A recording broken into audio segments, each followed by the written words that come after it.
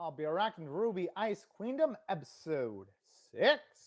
I'll be watching it from Crunchyroll's website. Currently, they got 589 views. I'll give them, likes, not views, likes. I'll give them an extra like, so it's got 590 likes. And now I'll be starting my reaction in 1, 0, go. Oh, man. Oh, man. I always get pumped up whenever I see a new RWBY episode. Honestly, Weiss looks beautiful in that outfit. I think it's yeah. Well, the thing is, though, Weiss, this is amplifying her negativeness. That's the thing. The real Weiss ain't like this.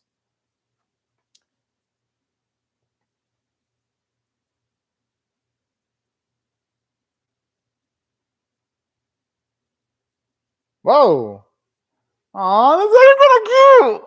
Because even though, yes, this is a negative version of Weiss, at least it shows you she does, in a sense, think RWBY is precious to her.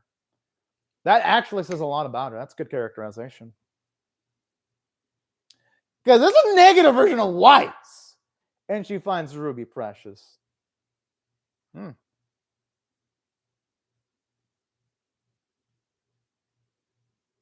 Oh boy. I hope our girl RWBY's ready to fight. All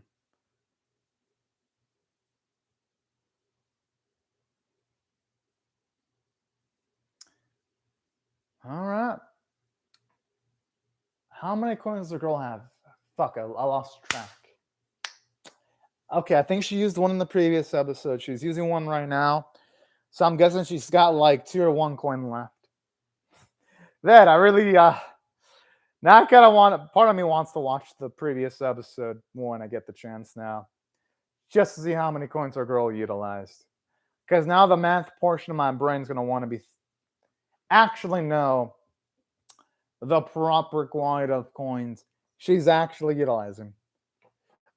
RWBY has such a beautiful smile in the opening.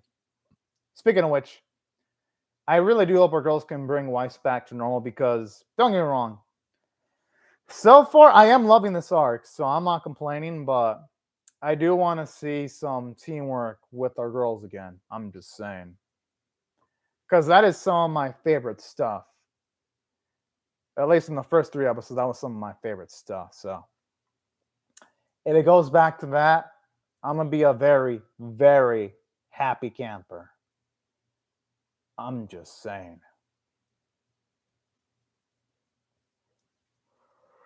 I like how everyone looks so cool in the opening, though. And I kind of like, no, not like, I love the art style. Whew. Poor Yang. She ain't getting to do any of the fun stuff. I could say why I'm not. She's not getting in on any of the action.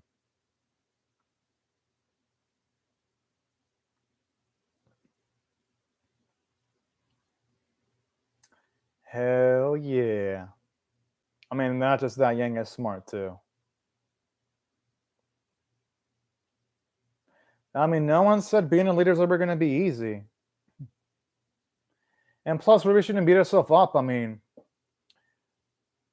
All the issues that Weiss and Blake have, that's not stuff that's going to be easily resolvable in just a few days. Even if RWBY was a great leader straight up, it would still take a lot of work.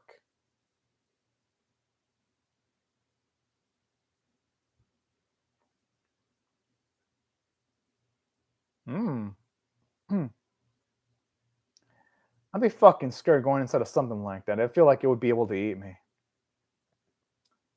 At least that's what the paranoid part of me would be freaking thinking, like, straight up. Ha! Oh, I swear, the way she's I fucking love it! Like, she smells like a cinnamon roll.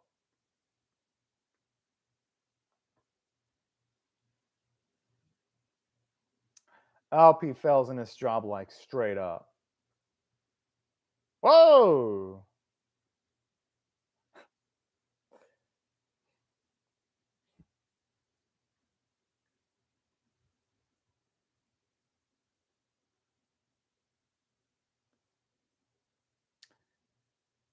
Well, damn! She's looking at Blake as if she were less than human.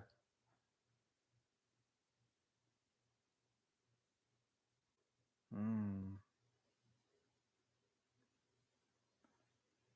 Oh, look, she's gonna pull all the stops. I mean, yeah, she is in a dream. Whoa! Okay then. Talk about going into like full on aggressive mode. I mean, it's like you said earlier, it's a dream. Anything goes. Yeah, honestly, if there is a chance to utilize a coin, you might as well utilize that thing like now.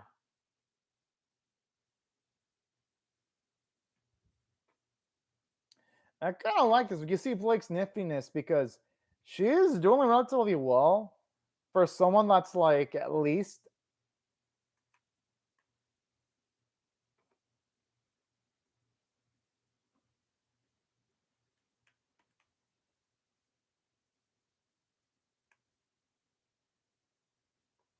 I like the way it says, "Oh, ne sama."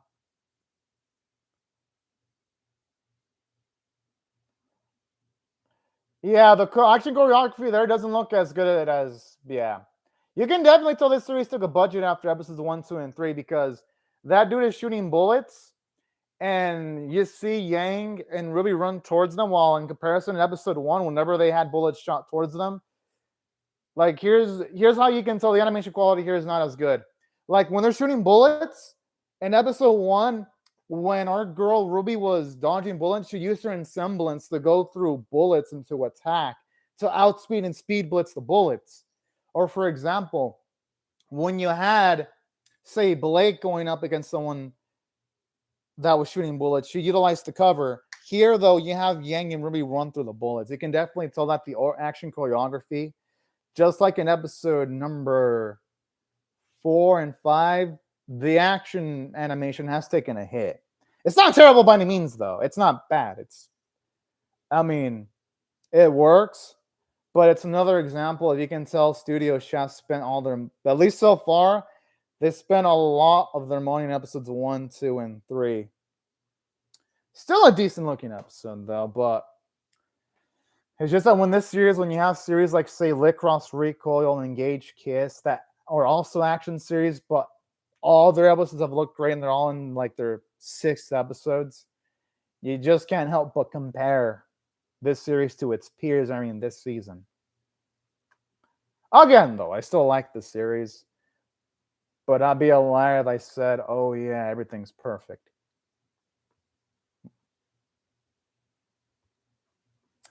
All right, good, because she doesn't want to end up making the same mistake she did when she was there by herself and blowing her load when it came to coins, of course.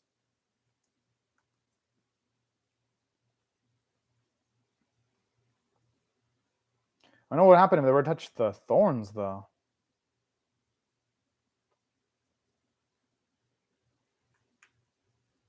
I love that cocky. I always love it when they ever compliment her, and she always has like the most adorable smile.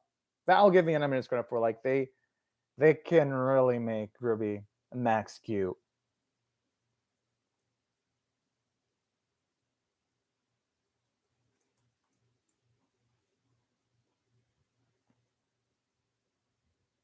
Oh! Ah, damn! Didn't even get a chance of utilizing that coin. I like the clink of her footsteps as she's walking. It just makes her a bit more intimidating.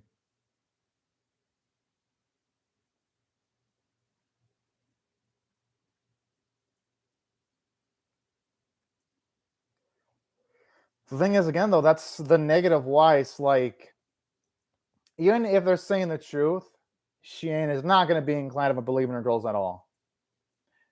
Feels like here, they're going to have to just, feels like they're going to have to beat out the actual Weiss by force.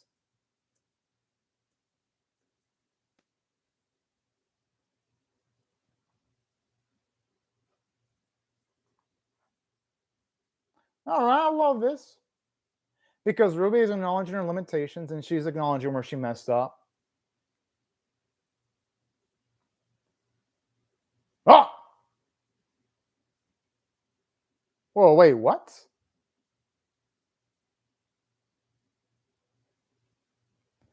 Whoa! I think she's going a little bit too far there in saying that.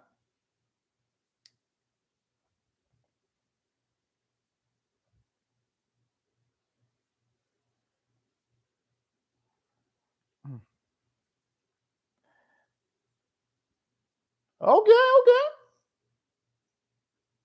Stepping in a bit animation wise. Yeah, again, doesn't have the visual intensity like some of the early episodes had, because when that creature is walking, you can tell the shading quality isn't there. And when Ruby moves, you don't see the fluidness of her hair like you did again in episodes 1, 2, and 3 whenever she made a movement. And there's speed lines too. Things that, again, episodes 1, 2, and 3 didn't have. You can definitely tell that the action choreography here feels a bit slower, but it's not bad by any means. Okay, this bit's actually good though. Like when you see Ruby try to avoid those blue blasts. Now that looks nice. Like you can tell, even though this episode doesn't have Shaft's A-Team, there are a few A-Team animators interspliced here and there in the episode, bringing their A game. Whoa.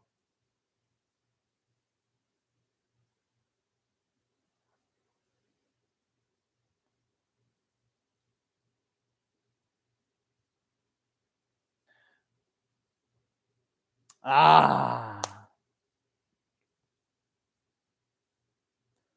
I'm gonna guess every single time I answer is gonna get slightly tougher though.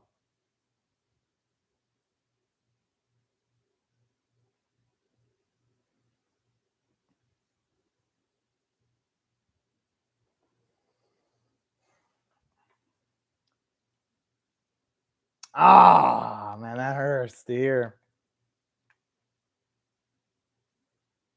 But I kind of like this though because. Oh, fuck. Well, then. Now that's how you build up some stakes, because if they could have just try again repeatedly, there'd be no stakes because, oh, yeah, the girls can try again. Nope. It ain't gonna be that way, because if they fail again, then Weiss is doomed, which is good writing. Because at least here the writers prevent themselves from putting themselves in a corner.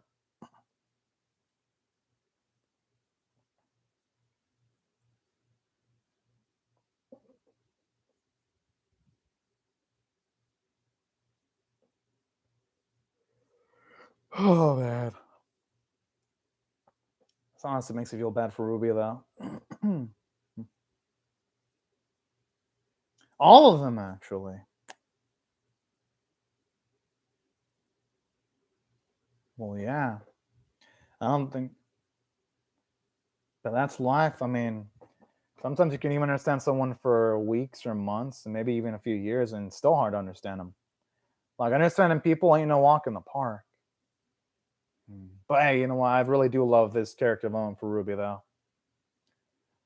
Because she really is maturing. She's now discovering that knowing people ain't easy. It's difficult. It's fucking tough.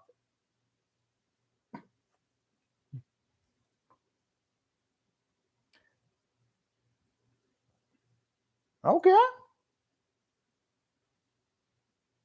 I kind of like this bit where some of the negative things that Weiss said, they hold true, and it's nice to even get to see Yang reflect on stuff like that.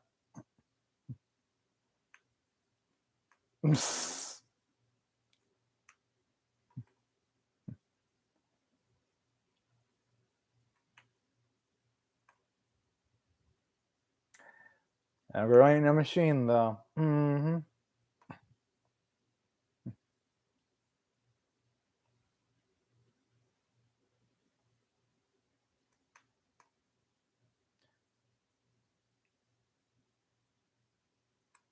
Oh, man.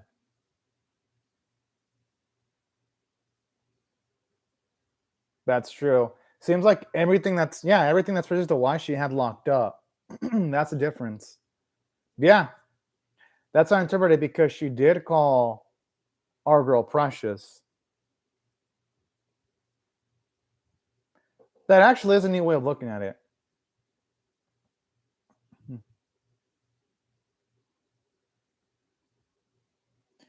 And the damn shame she can bring at least some of them with her to help her out.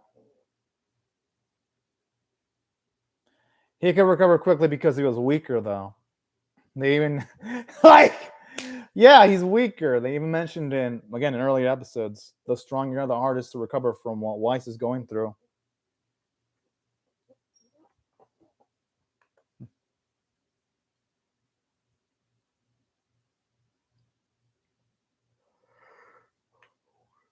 What? If it worked that way, that'd be kind of cool, actually. Maybe they can swipe out some of the dreams that Weiss has with some of Blake's dreams. That'd be quite the kicker.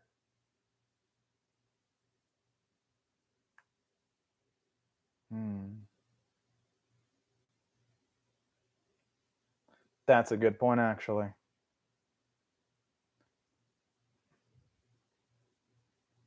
And not just that, but she actually reacted fiercely to seeing Blake. You know, I love that optimistic mindset. I mean, she won't know till she tries.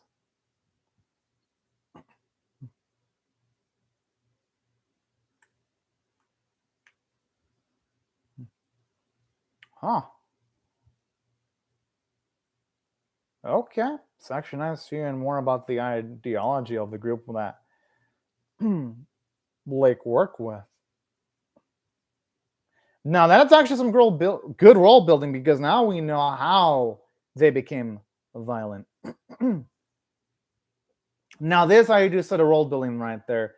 If you want to present information naturally to us, the audience, do it in this way. Do it through a casual conversation, not like an info dump that feels artificial, like I see a lot of anime do this season. That's one of the good things about RWBY. Or yes, there are going to be episodes where the animation quality isn't the prettiest, but at least so far, the rain has been darn consistent.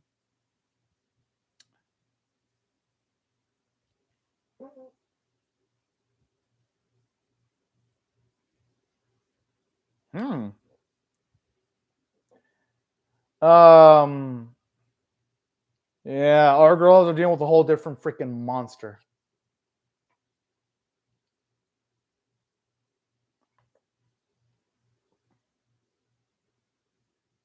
I cannot wait to hear it. Hey, maybe they're gonna be similar with each other, their plans. That's convenient.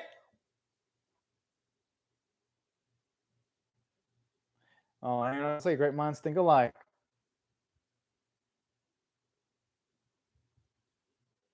I like the way you look so happy.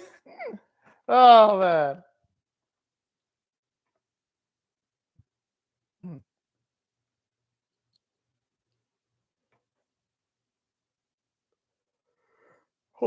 Oh, so it's gonna be a combination of all their plans. Ah, shit. So maybe something involving a dream. Oh.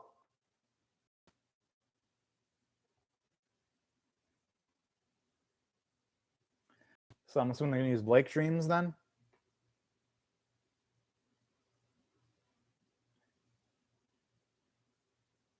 But no, that'd be too bold though, utilizing Blake's dreams. So maybe Yang or Ruby's?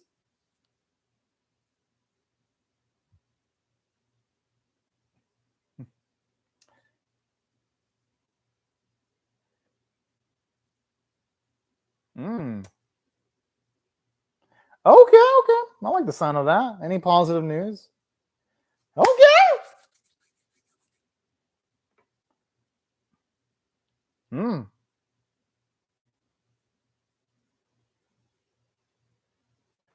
Oh.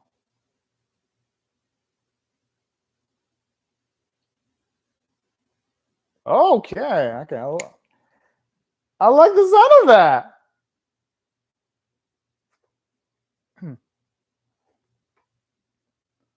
Shit.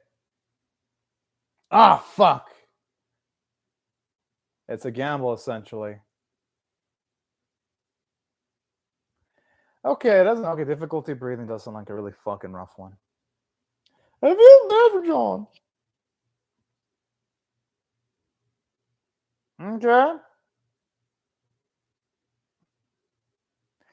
You can say no to these lovely ladies.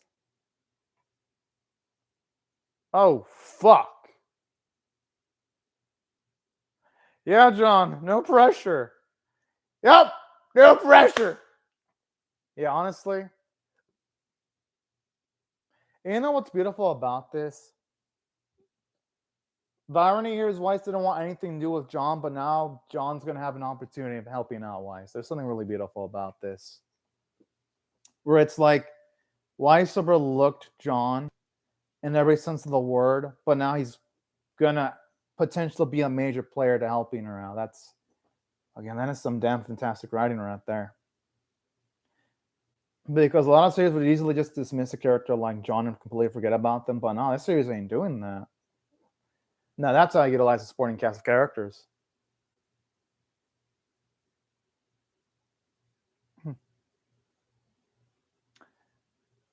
Aw, fucking, oh man, that's what I love about Blake. I love them all for different reasons.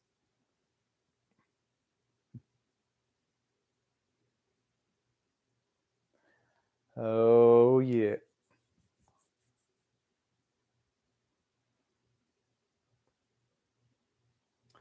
All right, now it's on.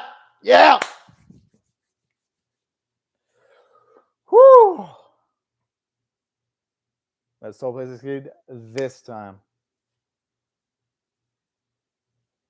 Wait, where's John anyway? Maybe he's there. I just didn't notice him. But overall, good episode, I gotta say. If I had to rate this one on a scale of 1 to 10, with 1 being abysmal, 5 being average, 10 being exceptional, it's a good tier 7 out of 10 episode. I mean, well, yes, you could argue that it didn't make plot progression because they didn't make major progression in the episode. You could argue that because it's like, oh yeah, they gotta try again and rescue Weiss. And for anyone that makes the argument, I'll be like, you know what? I'm not gonna blame y'all for making that argument, but I still think what the episode had was valuable because, for one, I like how the series actually sets up John to do something. So I don't mind them failing and rescuing Weiss in this episode for that reason. And two, at least the character development, because you straight up have Yang realize, yeah, she does cuddle Ruby a bit too much. And in a way, this failure helps Ruby grow because she was able to make a plan with Juniper that's legitimately good after this failure. You got character development for Blake, where after all is said and done, she's going to want to talk things out with our girl Weiss. So I love the growth for her. And that's what I thought. Yeah, you could argue the character, the story progression wasn't that huge, but the character progression was amazing. So it made up for the lack of plot progression. Okay, the illustration from Kei Tomi is good. That's why I did like the episode. And saying that, yeah, Studio Shaft, you can tell the production values for this series are falling. This definitely is not one of Shaft's best looking shows. Like, you can definitely tell Studio Shaft put in more effort in some of their shows over the last few years. This definitely ain't the visual beast like, say, their Majo record series or any of their Bunke Monogatari series. And I'd say visually, this is, I guess, on maybe the level of Pretty Boy Detective Club that Studio Shaft did a while back.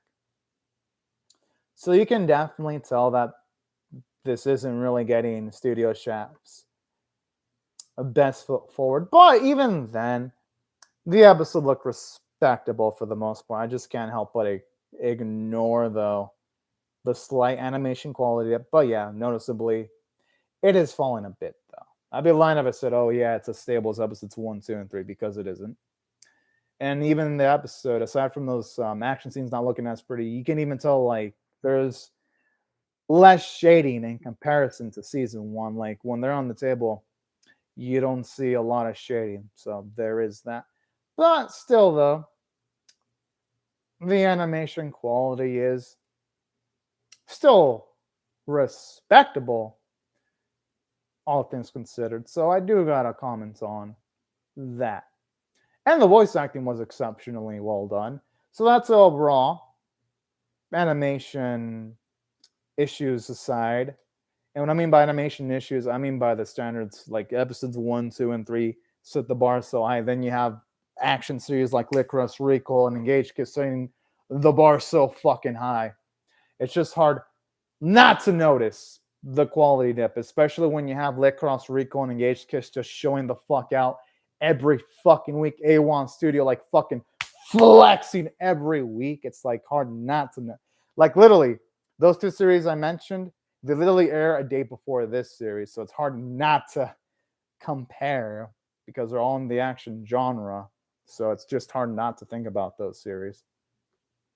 Still, though, respectable effort from Studio Chef, though, all things considered. But yeah, these are my thoughts on the episode, everyone. I would love to hear your thoughts on how I feel about my reaction or the episode itself in the comment section below.